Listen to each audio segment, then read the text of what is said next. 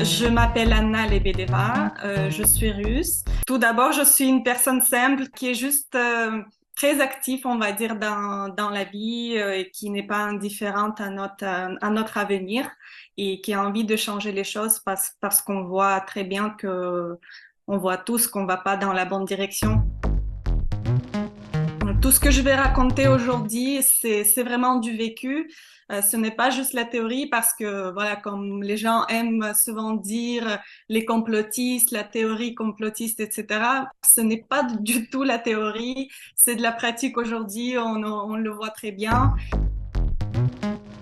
On va voir aussi la réelle politique en Russie qui se passe parce que je sais que chez les résistants, on va dire, européens, il y a euh, une certaine propagande pro-Poutine que Poutine, il combat contre les globalistes, etc. Donc aujourd'hui, je vais raconter justement notre histoire et la vraie politique en Russie, parce que en fait, en réalité, Poutine, il fait partie aussi de cette équipe globaliste.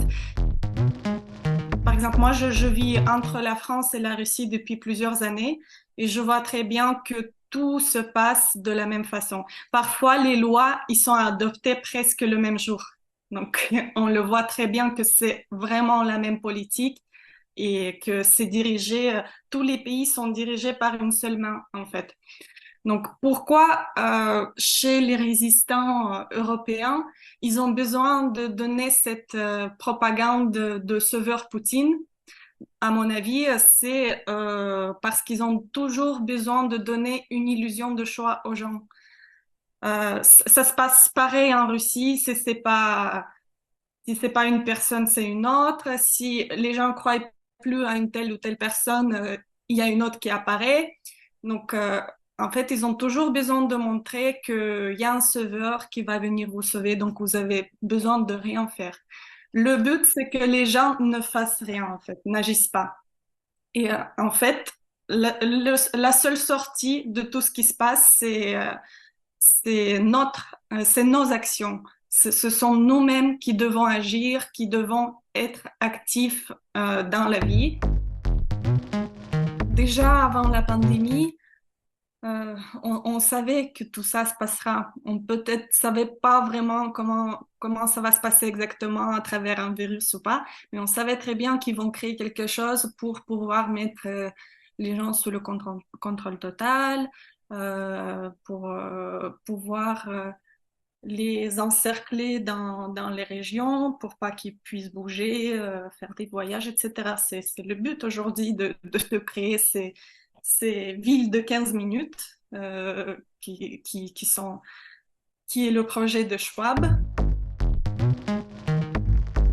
Même, voilà, contrôler votre argent, créer le crédit social qui est déjà en place en Chine et qui d'ailleurs j'ai mon canal Telegram où je parle des actualités en Russie.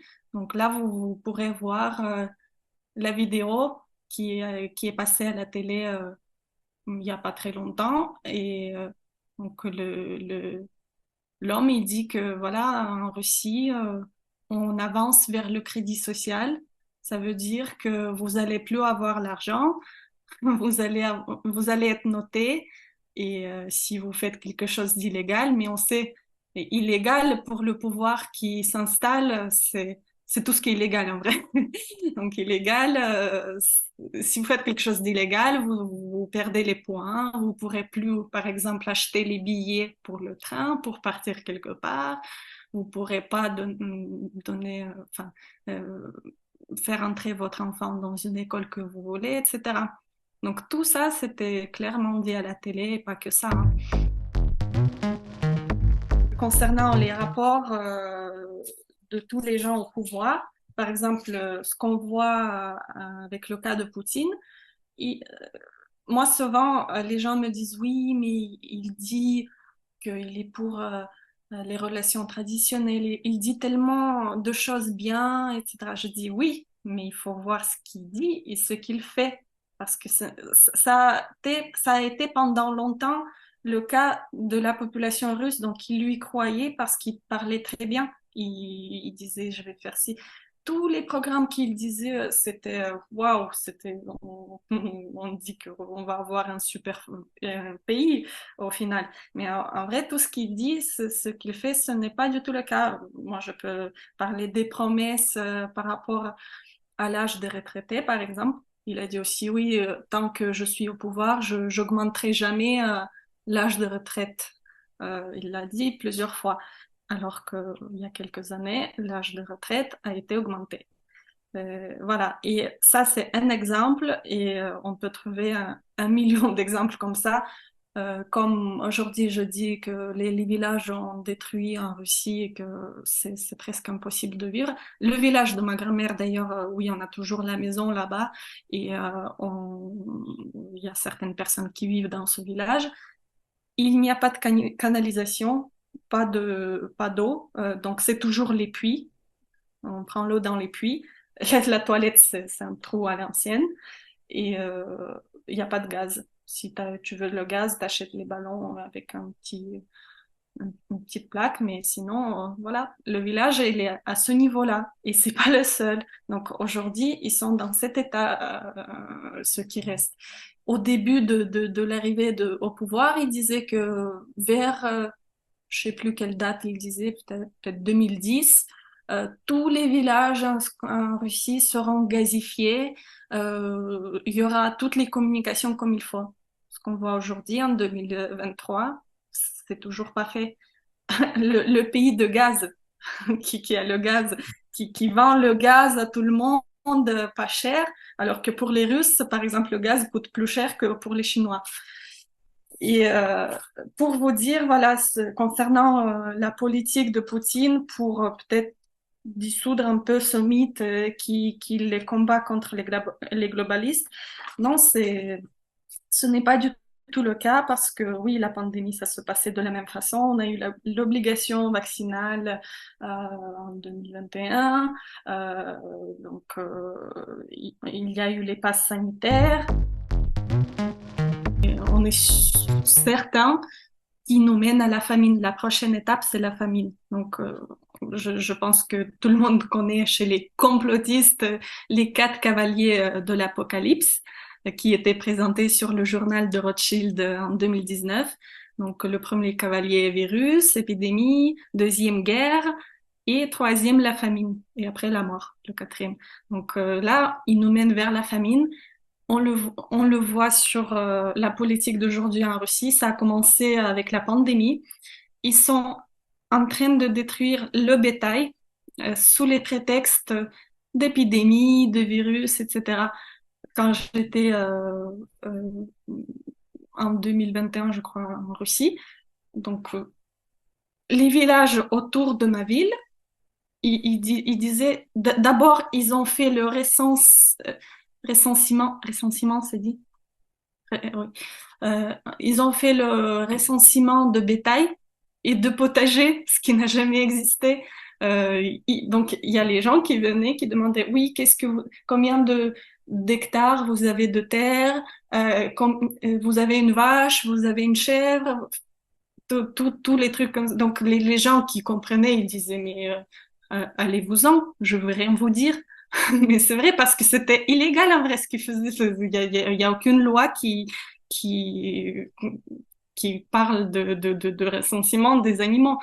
Et et la plupart, bien sûr, qui s'intéressent pas à la politique, ils donnaient toutes ces données. D'abord, ils ont fait, c'était 2020, 2021, ils ont fait ça. Et après, ça a commencé euh, dans les actualités, on voit la région d'Altaï, ils ont brûlé, je sais pas, 10 000 cochons parce qu'il y a eu une épidémie chez les cochons. La région de Kostroma, chez moi aussi, il y en a eu plein comme ça.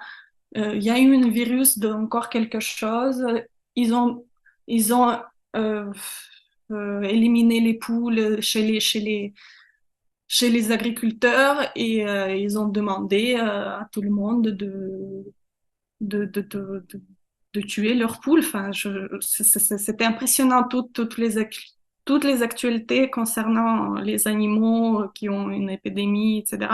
C'est impressionnant et ça continue encore. Donc nous, on pense que le but, c'est de vraiment priver les gens de leur indépendance en nourriture. Pour conclure tout ça, on voit que partout dans le monde, il se passe la même chose. Donc on a un certain gouvernement mondial qui dirige les pays, qui veut introduire ce nouvel ordre mondial totalement contrôlé. Euh, je pense qu'aujourd'hui, il ne reste pas de pays qui sont pas sous leur contrôle. Donc, moi, je pense que comme le problème, il est mondial, nous, on doit s'unir pas seulement dans nos pays, mais aussi à travers les frontières. Donc, tous les gens raisonnables, les activistes, les docteurs, les juristes, ils devraient s'unir, ils doivent se connaître. Et comme montre notre expérience dans le pays, surtout durant la pandémie, ce qui marche pour pouvoir empêcher leur plan des globalistes. Je sais que en Europe, c'est plutôt mondialiste que vous les appelez. Nous, c'est globaliste qu'on les appelle. Euh, oui, donc pour empêcher leur plan, ce qui aide, c'est d'abord l'union et le soutien, bien sûr. Donc, on doit être nombreux et organisés. Comme on dit, des milliards de personnes sont dirigées par quelques centaines de personnes bien organisées. En fait, leur seul avantage, qu'ils sont très, très bien organisés, ils ont toujours un plan B, un plan A, B, C, etc. Nous, malheureusement, aujourd'hui, on est très désunis et c'était leur but, diviser pour régner. Et ce qui leur fait peur au pouvoir actuel, c'est quand on filme tout, on met tout sur les réseaux sociaux, on, quand la moindre chose qui se passe, nous par exemple, d'après notre expérience, on a compris que plus tu parles, plus tu es protégé. Alors que dans la population, souvent, c'est considéré le contraire, que je vais pas parler, donc personne va me toucher. Non, plus tu parles, plus tu es protégé parce que les gens te soutiennent.